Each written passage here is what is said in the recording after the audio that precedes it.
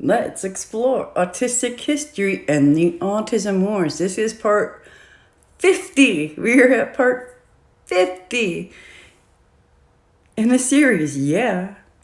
I am having a great spot of being able to talk this morning, so we're going to push through over here in the next part of the article, part 2 of inventing and then cashing in on the autism epidemic under the subhead Here Are Voices.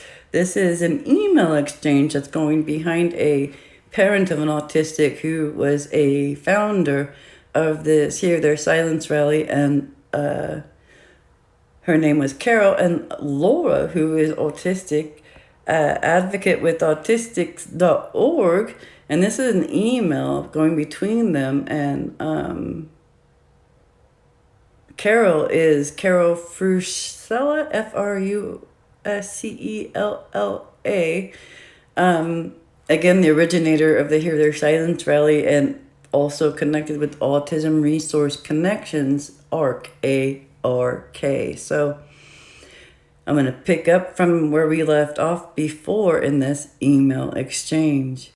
So I guess I'll just go right here. This is the email subject. As the real mother behind this event from day one, exclamation, Carol writes, I was the woman who had the idea to go to DC to begin with. Boy, is this a shock to see. Laura responds, it shouldn't be, given that this was organized without any real input from the autistic community itself, and in complete disregard of what we value for ourselves. Carol responds, you have no idea of the heart and soul put into this day. Laura states that makes pursuing an agenda that ignores and offends autistics appropriate. Carol responds, I have 2 children, both autistic, lots of dots. And this day was for all the people, capital letters, in the autism community, capital letters, as a whole, to capital letters unite, lots of dots, and to stand proud. Laura responds, you can't just declare unity and have it happen. You need to make it happen first. And only then can you have it happen. This is the first commandment of coalition building. You broke it. And then Laura went on, and their last name is Tysoncik, Tisoonck. I need help learning how to say these right, I'm sorry if it is wrong, took the time to detail the reasons why the autism community wasn't in unity with the autistic community. You disregarded the autistic community. We don't all speak with one voice. We aren't all high-functioning Aspies with PhD. Some of us aren't even verbal, but we do have voices in the electronic world. The very name of the rally is an insult to many of us. You can no longer assume you'll be hearing our silence. You are going to need to learn to hear our voices. Your agenda, though you deny it to us and soft pedal it at times, is to get Congress to pour money into finding a cure. I remember well the original announcements of this rally, how they talked of cures, spoke of children but not adults, and invited parent involvement but not ours. Remember, when the autism community is included, the autistic community is excluded, and this is one of those instances in our history that illustrates that point yet again. Laura continues, if that's not still your not very hidden agenda, explain what your telephone number 1877 no autism could possibly mean. Explain why the word cure is used in your fundraising and on your website For most of us, cure sounds exactly like kill the person you are, but animate your body with some alien force. For most of us, prevention sounds exactly like genocide. And no, you don't get to dismiss us all as a bunch of meddlesome aspie PhDs. We are not all that. Some of the most adamant of the no cure people I've known are non-verbal.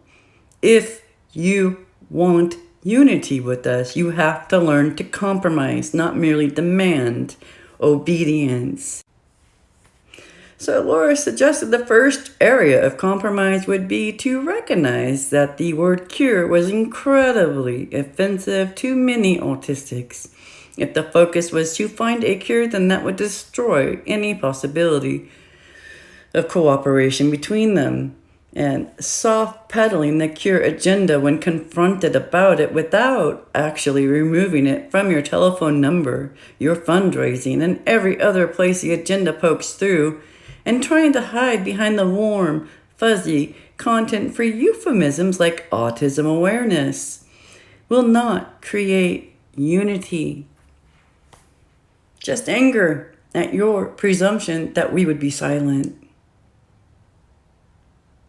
If you want unity, then you need to give us a reason to support you. Damn! Even back then, this is 2000. They heard us loud and clear, loud and clear, loud and clear. But did anyone else hear us? No. Oh. Whew. They silenced us. And they pretended they couldn't hear us. And they pretended we didn't exist. That we did not fulfill their idea and agendas. Well, then we just must not exist. We were erased.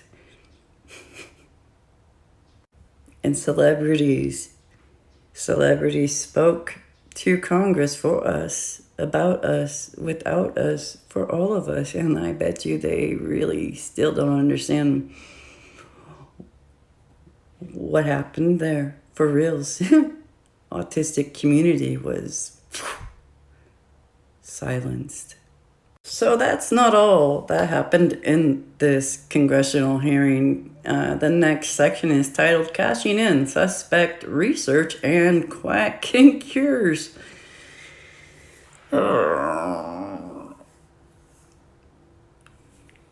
Yep, here we go.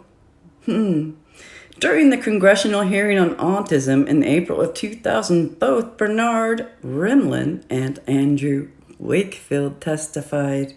Rimland was a researcher known for his 1964 book, remember, Infantile Autism, a founder of Autism Research Institute, ARI, and a co-founder with Ivar Lovaas of Autism Society of America, ASA. And Wakefield was a gastroenterologist from the UK. Yeah, I'm going to wrap this video up right here because this next quote is very long and I want to keep it more inclusive in the next video. So, all right, thank you for joining me and learning a bit more about autistic history. It is not an easy thing to process in so many ways. So many ways. It's really... yeah, so all right, we'll come back to this in the next video. Thank you for joining me.